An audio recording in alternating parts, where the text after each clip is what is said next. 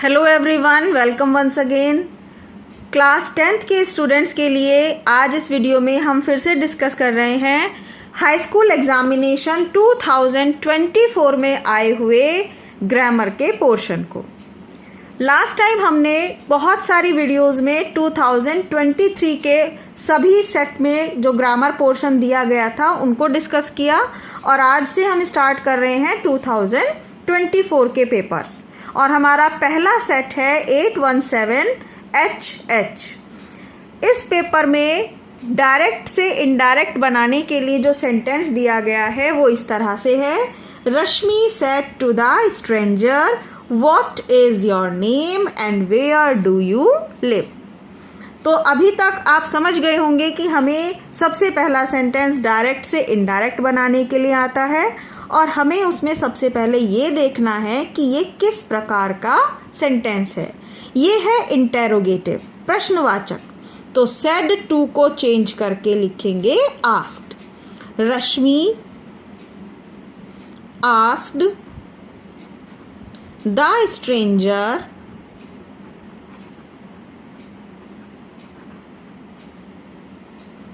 और ये जो इंटेरोगेटिव स्पीच है ये क्वेश्चन वर्ड से शुरू हो रही है। व्हाट एक क्वेश्चन वर्ड है, तो अब हम इन्वर्टेड कॉमा हटाकर इसी शब्द को लिखेंगे व्हाट के बाद हमारा सब्जेक्ट है योर नेम और योर जो है ये सेकेंड पर्सन है जो बिलोंग करता है स्ट्रेंजर से।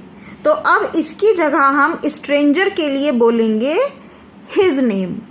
व्हाट हिज नेम और इज को बना देंगे वॉज। और जैसा कि हमने लास्ट वीडियोस में भी डिस्कस किया था, अब हम सब्जेक्ट को पहले लिखेंगे और हेल्पिंग वर्ब को उसके बाद। क्यों करेंगे ऐसा? क्योंकि हम इस वाक्य को एक सिंपल सेंटेंस के रूप में, एक अफर्मेटिव सेंटेंस के रूप में लिखेंगे। तो सेंटेंस यहाँ तक क्रिएट हुआ, what his name was and where. यहाँ पर भी हम वही चीज़ अप्लाई करेंगे, सब्जेक्ट पहले आ जाएगा और हेल्पिंग वर्ब बाद में। यू को चेंज करेंगे स्ट्रेंजर के अकॉर्डिंग तो ही आएगा। वेयर ही वाक्य में अब हम वर्ब की सेकेंड फॉर्म का प्रयोग करेंगे वेयर ही लिव्ड। ऐसा इसलिए किया गया है क्योंकि यहाँ था प्रेजेंट इंडेफिनिट और प्रेजेंट इंडेफिनिट से हम इसे पास्ट इंडेफिनिट में लिखेंगे और ये शब्द आ जाएगा लिव्ड। कि पास्ट इंडेफिनिट लिखते समय हम वर्ब की सेकेंड फॉर्म का प्रयोग करते हैं और उसके बाद फुल स्टॉप। नेक्स्ट क्वेश्चन है change the following sentence into passive voice. इस वाक्य को हमें एक्टिव से पैसिव वॉइस में चेंज करना है। He has answered all the questions. Passive voice बनाते समय वर्ब के बाद ये ऑब्जेक्ट है सारा, वर्ब के बाद ऑब्जेक्ट। तो इस ऑब्जेक्ट से स्टार्टिंग करेंगे ऑल द क्वेश्चंस। हैज़ आ जाएगा और हैज़ के साथ अब हम एक और शब्द जोड़कर लिखेंगे been. Has been answered, verb की third form. Answered by, he को चेंज करके ऑब्जेक्ट के अनुसार लिखेंगे him. All the questions has been answered by him. Next है punctuation. Punctuate the following using capital letters also wherever necessary. जहाँ ज़रूरत है वहाँ कैपिटल लेटर बनाना है और पंक्चुएट यानी कि दूसरे प्रकार के साइन का प्रयोग करना है, comma, inverted comma, question mark, ये सब। तो सबसे पहले हम इसे एक बार समझ लेते हैं। What is your name ask my senior. I replied my name is Prachi. दो वाक्य हैं ये। पहला सेंटेंस है कि व्हाट इज़ योर नेम, तुम्हारा नाम क्या है, किसने पूछा? आस्क्ड माई सीनियर, मेरे सीनियर ने पूछा। तो एक तो ये सेंटेंस हो गया। फिर उसके बाद आई रिप्लाइड, मैंने जवाब दिया, माई नेम इज़ प्राची। तो पहले यहाँ तक हम इसे समझ लेते हैं कैसे लिखना है। अब सीनियर पूछ रहा है तो ये आ जाएगा इन्वर्टेड कॉमा में। तो इन्वर्टेड कॉमा लिखा पहले, बनाया इसको, और W capital. What is your name.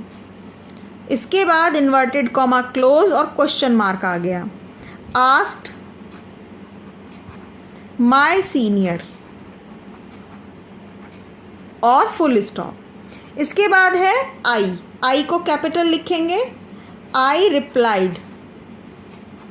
इसके बाद जो इसने रिप्लाई किया है उसे कॉमा और इन्वर्टेड कॉमा बनाकर लिखेंगे, एम कैपिटल हो जाएगा। माय नेम इज़ प्राची का पी कैपिटल और inverted comma close, full stop. इस तरह से ये पंक्चुएशन और कैपिटल लेटर का यूज़ हमने कर लिया। इसके बाद आता है ट्रांसलेशन का पोर्शन। ट्रांसलेशन का क्वेश्चन है, translate the following into English. पहला सेंटेंस है, पुस्तकें हमारी सबसे अच्छी मित्र हैं। बुक्स आर हमारी बेस्ट फ्रेंड। बुक्स। एक अच्छी पुस्तक पढ़ते समय हम अपनी परेशानियां एवं चिंताएं भूल जाते हैं। ये टेंस है प्रेजेंट इंडेफिनिट। एक अच्छी पुस्तक पढ़ते समय, इसे लिखा जाएगा while reading a good book. while reading, पढ़ते समय का मतलब है पढ़ते हुए, तो हम यहाँ while और रीडिंग शब्द का प्रयोग करेंगे। इट मीन्स पढ़ते हुए, पढ़ते समय, एक ही बात है। तो while reading a good book,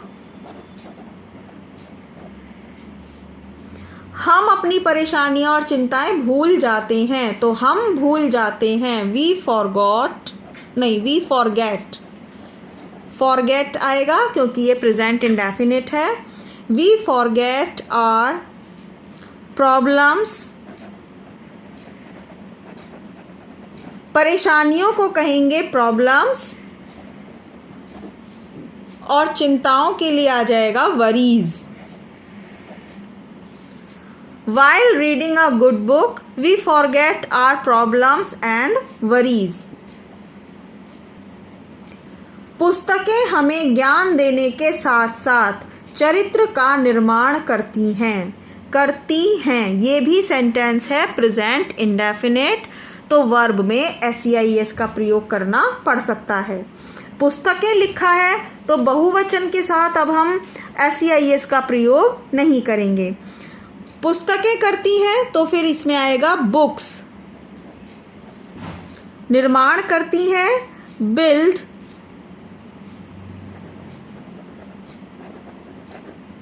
character,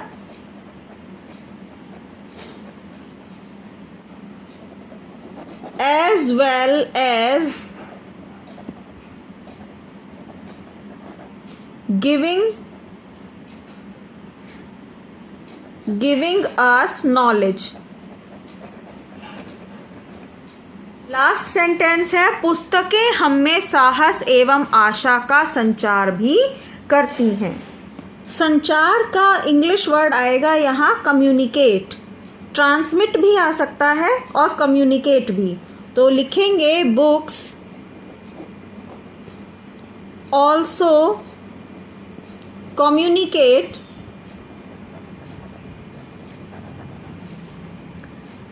courage and hope to us।